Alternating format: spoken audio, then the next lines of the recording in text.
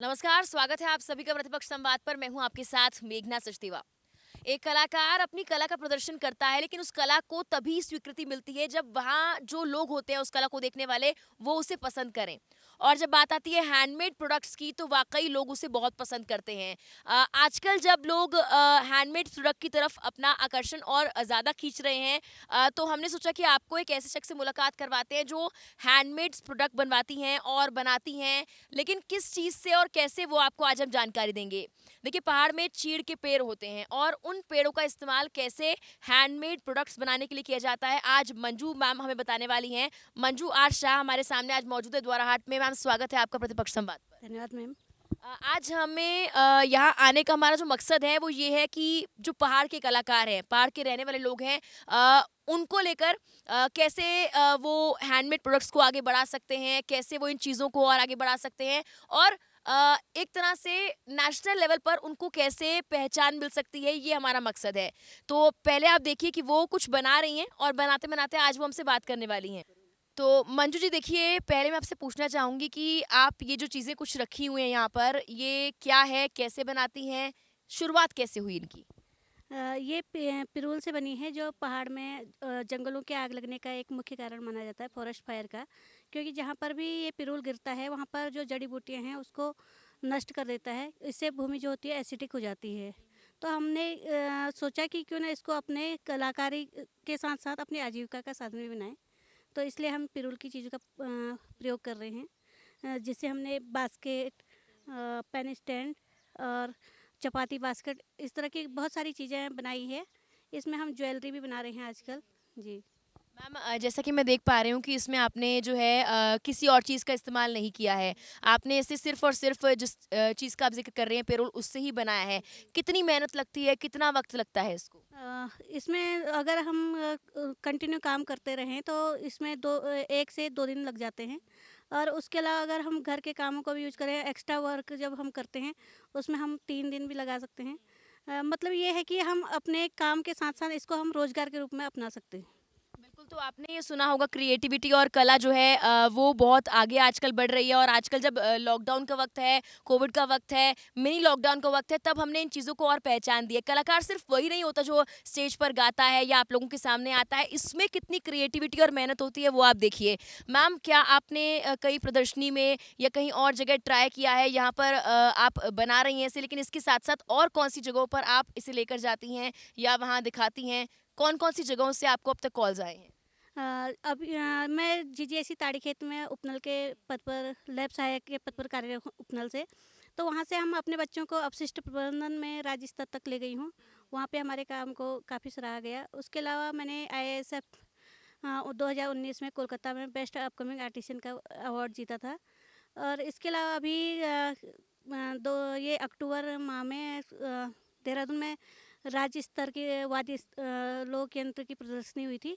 उसमें भी हमको हस्तशिल्प का प्रदर्शन करने के लिए चारधाम अस्पताल द्वारा बुलाया गया था, जहाँ से हमें सर्टिफिकेट प्राप्त हुए। जी। मैम, अभी तो आप कुछ बना रही हैं, तो अभी आप क्या बनाकर हमें दिखाने वाली हैं आज? ये हम बेस बना रहे हैं। इससे हम कोई भी चीज़ शुरू कर सकते हैं। जो हम बनाते हैं उसका जो बेस होता है वो ऐसे तैयार होता है। इसको हम टाइम के अकॉर्डिंग उसको मॉडिफाई करते हैं। जी। मैम, आपकी जो क्रिएटिविटी है उसमें बहुत वक़्त लगता है और आपने अब तक 2-3 चीज़ें यहाँ पर रखी हुई हैं। आगे क्या प्लान है? अगला लेवल क्या होगा? और क्या आप जो लोग हैं उनके लिए नया बनाने वाली हैं? मैं महिलाओं को कहती हूँ कि इसको अपनाकर अपने लिए रोज़गार का ज़रिया बना सकती हैं, क्योंकि हमारे पास बहुत अधिक वक्त होता है और कमाई का कोई साधन नहीं होता है। बहुत सारी महिलाएं कहती हैं कि हमारे पास रोज़गार नहीं है। आप इसको अपना के अपने लिए और अपने साथ सहयोगियों के लिए आर्थिकी का एक ज़रिया बना सकती हो। मैं इसको एक राज्य शिल्प के रूप में पहचान दिलाना चाहती हूँ। तो अभी आप ये अकेले बनाती हैं या आपके साथ कुछ लोग मिले हुए हैं? उनके बारे में अगर ज़िक्र करना चाहें तो? मेरे साथ एक मेरी मूक बधिर ननद हैं, मेघा साहब, वो बनाती हैं। इसके अलावा मेरे स्कूल के बच्चे, मैं उनको जब रमसा के तहत प्रोग्राम आते हैं उसमें ये चीज़ें सिखाती हूँ।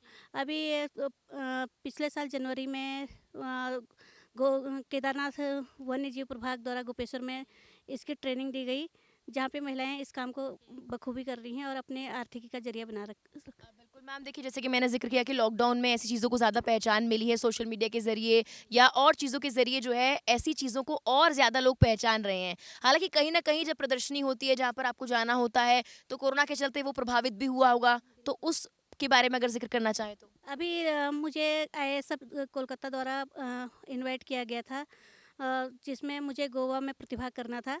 लेकिन कोविड के नियमों के चलते हम उसमें प्रतिभा नहीं कर पाए। जो मेरे लिए एक अपॉर्चुनिटी थी वो मिस हो गई है। तो अभी आपने मुझे ये भी बताया कि जो ज्वेलरी होती है आप वो भी अब डिज़ाइन करना शुरू कर चुकी हैं, और इसी मटेरियल से आप वो ज्वेलरी भी बनाने की कोशिश कर रही हैं। हालाँकि उसमें ऐसा क्या ख़ास होगा कि आर्टिफ़िशियल ज्वेलरी या मेटल या फिर गोल्ड को छोड़कर लोग इस पर फ़ोकस करें? क्योंकि वर्तमान जो समय है यहाँ पर हाथ की चीज़ें बनाई अधिक पसंद कर रहे हैं। इसके अलावा अगर हम मेटल वगैरह चीज़ करते हैं, यूज करते हैं, तो वो भारी हो जाते हैं और काफ़ी लोग उसको पसंद नहीं करते हैं। ये सुंदर होने के साथ साथ हल्का भी होता है, जो हमारे स्किन को कोई नुकसान नहीं पहुँचाता है। तो अभी आपने ज़िक्र किया कि पेड़ के जो मटेरियल है उससे आप ये बना रही हैं। हालाँकि कई लोगों का सवाल बार-बार ये होता है, अरे अगर आप पेड़ के मटेरियल से बना रही हैं तो आप एनवायरनमेंट को नुकसान पहुँचा रहे हैं, तो उन लोगों के लिए आपका संदेश क्या है? ये हम हरे चीज़ पिरूल का नहीं बनाते हैं। ये जब सूख जाता है, नीचे गिर जाता है, जो बिल्कुल पूरी तरह वेस्ट होता है, उसको हम यूज़ करते हैं। इससे पर्यावरण को कोई नुकसान नहीं पहुँचता, बल्कि पर्यावरण का संरक्षण होता है, तो जो जिससे जंगलों में आग ना लगे। ये हमारा मेन मोटो है। तो ये उन लोगों के लिए सवाल बिल्कुल था, क्योंकि बहुत से लोग कहते हैं कि एनवायरनमेंट को नुकसान पहुंच रहा है अगर ऐसे मटेरियल को बढ़ावा दिया जाएगा। हालांकि मैम ने आपको बताया कि कैसे इसको बनाया जाता है और एनवायरनमेंट को बिल्कुल भी नुकसान नहीं पहुंचाया जा रहा है। लेकिन मैम अभी ऐसी चीज़ों के लिए कहीं ना कहीं गवर्नमेंट से सहयोग मिलना बहुत ज़रूरी है, क्योंकि आप लोग अपनी तरफ से पूरा काम कर रहे हैं, आपके साथ 2-3 वर्कर्स लगे हुए हैं।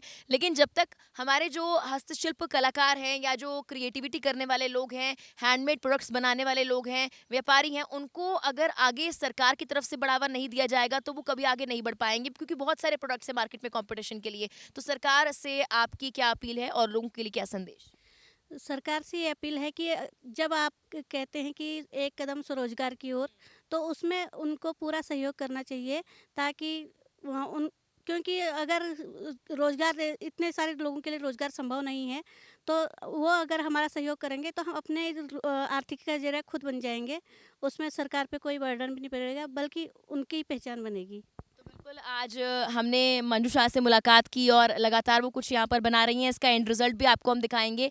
देखिए, कला सिर्फ वो नहीं होती है जो आप स्टेज पर जाकर गाते हैं, डांस करते हैं। ये सबसे बड़ी क्रिएटिविटी है। आप देखिए कि कितनी मेहनत इसमें लगी होगी, कितना वक्त लगा होगा और किस मटेरियल से इस चीज़ को बनाया गया है। अगर आप इस कला को आगे नहीं लेके जाएंगे तो शायद आप ये सोचिए कि आप जो हमारे हस्तशिल्प कलाकार हैं उनको कितना मोटिवेट करने से पीछे रह रहे हैं। और जब कोविड का वक्त आया, सरकार ने बार बार कहा है कि जो ऐसे लोग हैं उनको बढ़ावा दे जो घर पे काम कर रहे हैं, जो इंडिया में प्रोडक्ट्स बना रहे हैं, और ऐसे प्रोडक्ट्स शायद बहुत सुंदर भी लगते हैं, सस्ते भी होते हैं और कहीं ना कहीं आपके घर की खूबसूरती को बढ़ाते भी हैं, और सबसे बड़ी बात ये एनवायरनमेंट फ्रेंडली हैं। तो आज में फिलहाल के लिए इतना ही। आप देखते रहिए प्रतिपक्ष संवाद। धन्यवाद, नमस्कार।